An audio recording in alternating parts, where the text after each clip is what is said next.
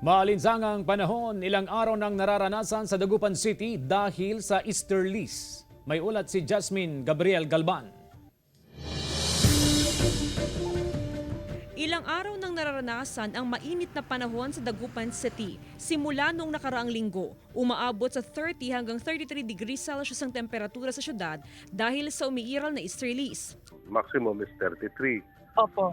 Lalo pag alas 2, ayan, aabutin tayo ng mga 33. Yan ang forecast po natin po, ma'am. Ramdam ng ilang Pangasinense ang malinsangang panahon. Kasi po, magligo ka sa umaga at sa hapon.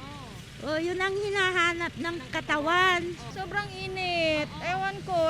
Sabi nga because nasa Pacific Ocean tayo. Kaya napaka-init po.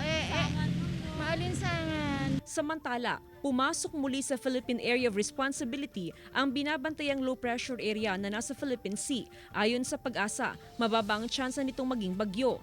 Samantala, ang LPA at ITCZ ay nagdudulot ng maulap na papawirin na may kalat-kalat na pag-ulan, pagkidlat at pagkulog sa buong Visayas, Mindanao, Mimaropa, Bicol Region, Quezon at southern portion ng Aurora. Maaliwalas naman ang panahon sa Luzon maliban sa isolated rain showers. Maraming lugar sa bansa ang uulanin pagdating ng hapon, bukas at sa linggo. Ngayong buwan ng Nobyembre, 2 hanggang 3 bagyo ang inaasahang papasok sa bansa. Samantala, kahit tapos na ang peak activity ng Leonid meteor shower kaninang madaling araw, posible pa ring makakita ng bulalakaw sa mga susunod na araw. Ayon sa Pag-asa, magtatagal hanggang November 30 ang Leonid meteor shower. Kasama si Wilson C., Jasmine Gabriel Galban, One North Central Luzon.